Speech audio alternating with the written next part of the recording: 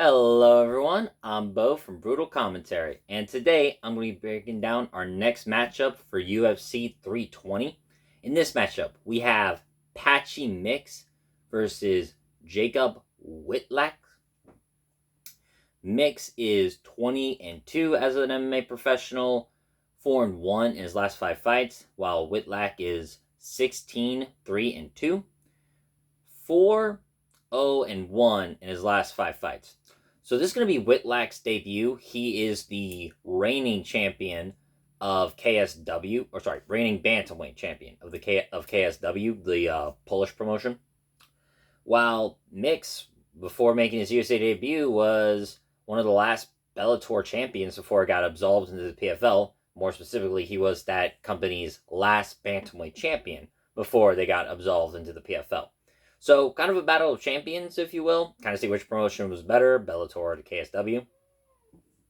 Now, before making his debut to Mario Bautista, Patchy Mix was on a pretty good run through the Bellator Grand Prix, beating Kyoji Horiguchi, Magomed Magomedov, Stoughton Rouse to win that title, and then absolutely ran over Sergio Pettis to win the bantamweight title. Oh, not the tournament title.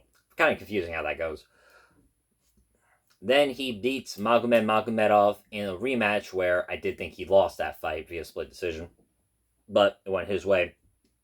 Then he didn't fight for about a year, till finally getting signed into the UFC and having pretty awful debut against Mario Bautista, if I'm being honest.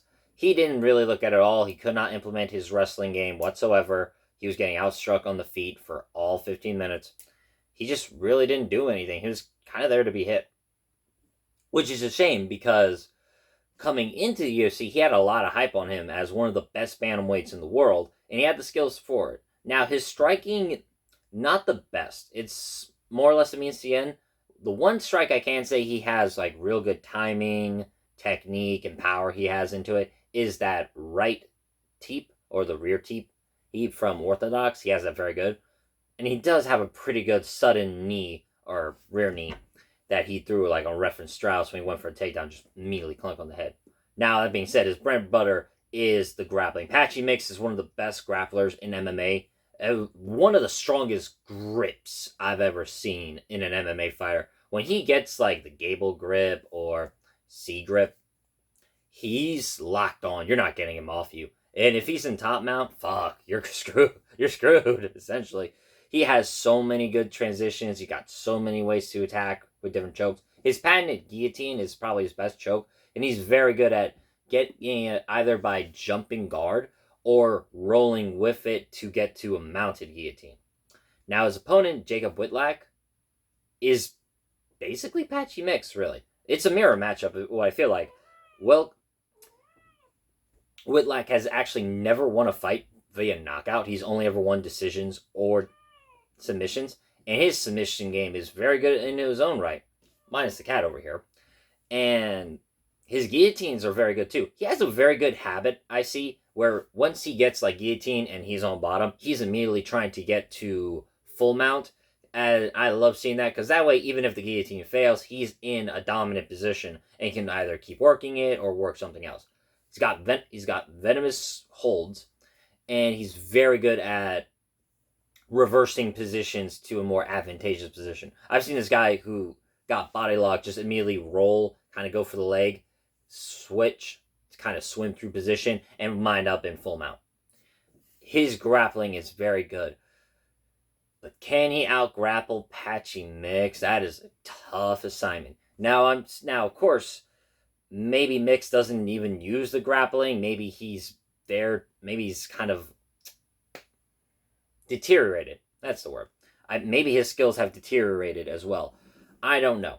What I do know is that the last Bellator guy to make his debut before Mix was Patricio Pitbull, who fought a terribly stylistic matchup in Yair Rodriguez, then went on to win his next fight in a very more winnable matchup against Dan Ige. Can that happen here? Maybe. It really depends on how Mix looks. If he looks the same as he did against Bautista, then it's Wiklac's fight all day. If Mix is going to be that apprehensive and just overly stiff, I see Whitlock, even with his striking not being the best, certainly be able to just pick apart Mix on the feet. Mix might have overall better power. He is the bigger guy in there at like 5'11 to the 5'9 Whitlock. Ironically, though, the reach is going to be in Whitlock's favor at 72.8 inches of reach in comparison to Mix's 70 inches of reach. I am so tempted to pick Whitlock just because of that.